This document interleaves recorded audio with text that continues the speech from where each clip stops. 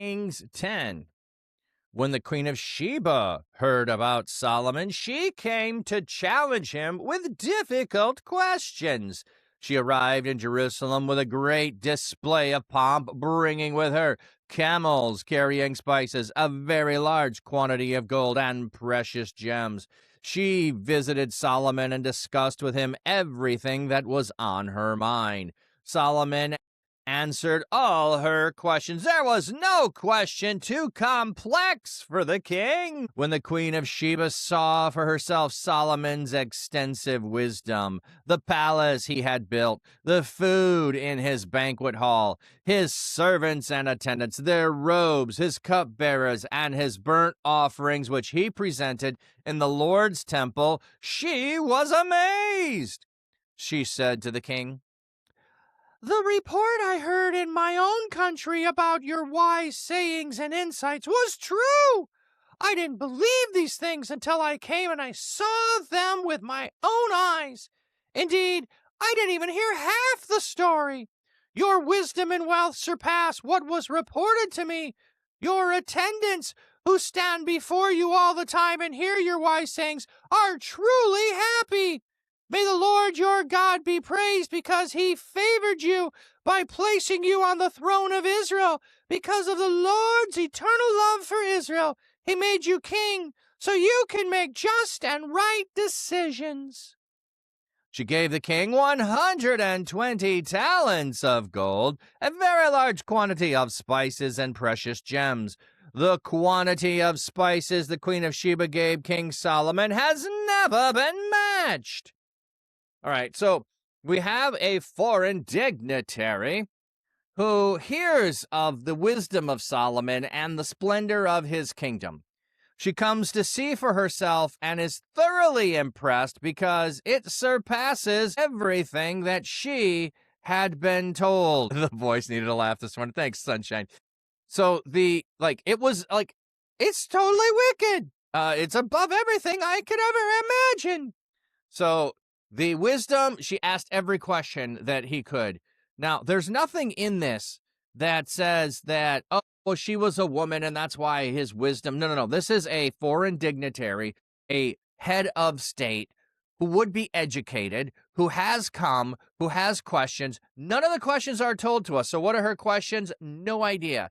However, she is praising the God of Israel in all of this, and she is praising Solomon, and then she's presenting him with gifts to Solomon. And then the spices that she brings have never been matched. There has not come like these spices, yet a quantity which Solomon, queen of Sheba, gave to Solomon. Okay, quantity which, okay. I wondered if it was to this very day, but I didn't see that phrase in there. That's a common phrase that is repeated. Okay, so we have her coming. She's presenting. There's an outside external source that validates that, yeah, this wasn't just Israel sucking up to Solomon, saying he was all that in a bag of chips. He was all that in the realm of wisdom. Hiram's fleet, which carried gold from Ophir, also brought from Ophir a very large quantity of fine timber and precious gems. With the timber, the king made supports for the Lord's temple and for the royal palace, and stringed instruments for the musicians. No one has seen so much of this fine timber to this very day. There's my to this very day. King Solomon gave the queen of Sheba everything she requested besides what he had freely offered her. Then she left and returned to her homeland with her attendants. Rovent Relics, thank you for the follow. Hope I'm getting that name right. Welcome in. So, it's interesting here, and I'm wonder why the insert there of Hiram's fleet, bringing the gold from Ophir, bringing large quantities of timber and precious gems are mentioned in here. Why the interruption in things? And then also the temple and the royal palace and the stringed instruments for the musicians. So is there something that the Queen of Sheba, what she wanted was stringed instruments? Was it fine timber? She brought gold, so why would she need gold? That part doesn't make sense. Does she need precious gems? She brought spices, but she also brought precious gems. Maybe they're different gems. But anyway, Solomon gave the queen of Sheba everything she requested, besides what he had freely offered her. Okay, so what did she request, and what did he offer her? It does not tell us. It does not tell us. There are some who have speculated out there, and I don't mean in recent times, I mean in ancient times. And so we have stories around that one of the things that she requested was to have a child by Solomon. We have nothing in this passage that absolutely leans in the direction to say there was anything of that.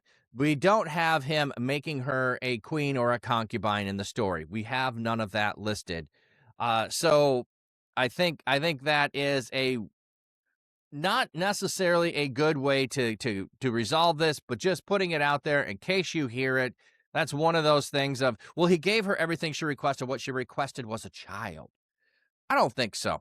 I don't know what it is, but it's not important. What's important is that Solomon was able to indeed give her what her request was. It said he had peacocks, right? It might have said that. We haven't got to that part yet, but maybe we'll have that later. Solomon received 666 talents of gold per year, besides what he collected from the merchants, traders, Arabian kings, and governors of the land. King Solomon made 200 large shields of hammered gold. 600 measures of gold were used for each shield. He also made 300 small shields of hammered gold. 3 minas of gold were used for each of the shield. The king placed them in the palace of the fortress of Lebanon. So these are in the palace. I think later they're going to be in the temple. 3 minas. A mina was a unit of measurement. Okay, so we have shekels, we have measures, now we have minas. It's a lot. Faith Forge Gaming, welcome in. The king made a large throne decorated with ivory and overlaid with pure gold. There were 6 steps leading up to the throne, and the back of it was rounded on top. The throne had 2 armrests, with a statue of a lion standing on each side. There were 12 statues of lions on these 6 steps, 1 lion at each end of each step. There was nothing like it in any other kingdom.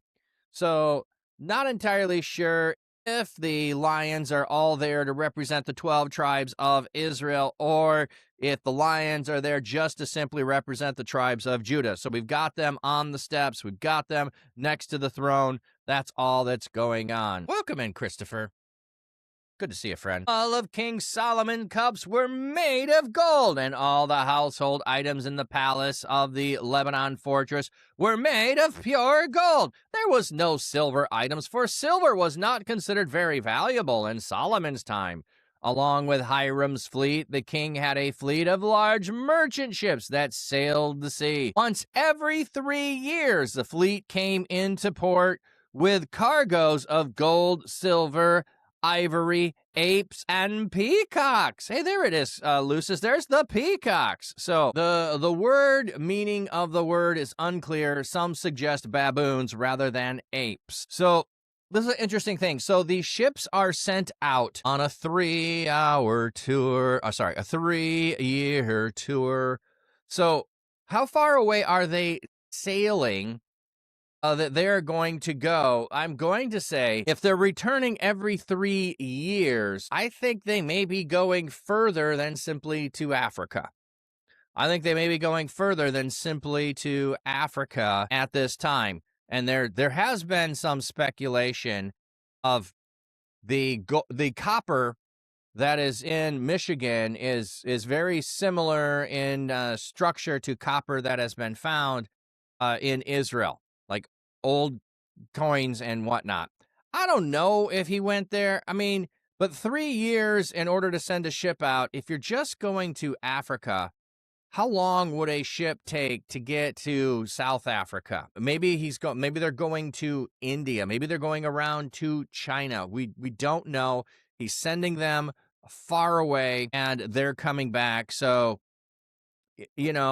I think it's far away. We don't know where it is. There's always speculation of where did his gold come from and the like. Sunshine. Some guy said that they represent the throne of God. Emerald eyes all over. Revelations talks about a connection, maybe. Oh, I've not heard that. That's interesting. I will have to think about that when we read Revelation. Christopher, doesn't the second word in the bird name just another synonym for yanking something back and forth like a shift stick? I don't know. I don't know the origins of that, but I don't. That's not what we would call it in English. Maybe England uses it that way, but not the United States. Papsio, you don't think it's a sailing time. You think it's a non-sailing time that takes up the time. They would have to stop and fix the ship and resupply pretty often. Oh, that's an interesting thought, that they might have to stop and resupply. I don't see, the thing is, knowing what size ship that they are would also make a difference on that, because like when you were sailing from Spain to the Americas on the ships that they had at that time, which are probably larger than the ships that Solomon's fleet had, you would stock up all that you need for that journey, which would be months and months at a time. So, but that's a valid point. Anyway, it's one of those speculations we don't have an answer to. King Solomon was wealthier and wiser than any of the kings on the earth. Everyone in the world wanted to visit Solomon to see him display his God-given wisdom. Okay, so a couple of things here. A God-given wisdom is the thing that they want to see, because they know no man is this smart. He must have this from God. So everyone, some say all the kings of the earth in the Old Greek translation in the Syriac versus everyone. However, like, this is only the world that would have heard of him. So saying everyone does not mean that those people in Australia and South America know about him and are trying to come to see him. So it's just a way of expressing the grandeur of this with totality language. Year after years, visitors brought their gifts, which included items of silver, items of gold, clothes, perfume, spices, horses, and mules. Solomon accumulated chariots and horses. He had 1,400 chariots and 12,000 horses.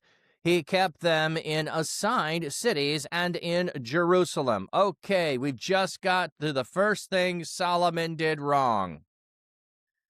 Okay, kings are not supposed to multiply horses and chariots for themselves. Yes, it says that people are bringing these as gifts, but he is multiplying chariots and horses to himself. This is a caution. Now we know, wait a minute, Solomon has been doing things wonderfully. He's been doing things the way he should be, the way that instructions were given for the way that kings are to do things. Now something is amiss. Something is going wrong. Is it going to continue to go wrong, or is this just a one-off because gifts are coming in? He's not really trying to multiply to himself the wealth and power. It's coming because of the fame of his name, which we just had. So the king made silver as plentiful in Jerusalem as stones. Cedar was as plentiful as sycamore. Fig trees are in the foothills. Solomon acquired his horses from Egypt and from Q. Okay, now it's not just gifts that horses are coming. He's acquiring horses from Egypt and from Q. Now they put a footnote on Egypt, but they didn't on Q. Q is the place I don't know. From Egypt, because Q is also mentioned. Some prefer to see a reference to Mutzer. Q and Mutzer were located in Sicilia, Cappadocia in modern southern Turkey. So from the north and the south. The king's traders purchased them from Q. They paid 600 silver pieces for each chariot from Egypt and 150 silver pieces for each horse. They also sold chariots and horses to all the kings of the Hittites and the kings of Syria. Okay, so he is multiplying horses and chariots for himself, power for war, and now, why is he arming the Hittites and the king of Syria? Why are you arming potential enemies? Why are you arming the Hittites? Why are you arming Syria? This is not a thing you should do.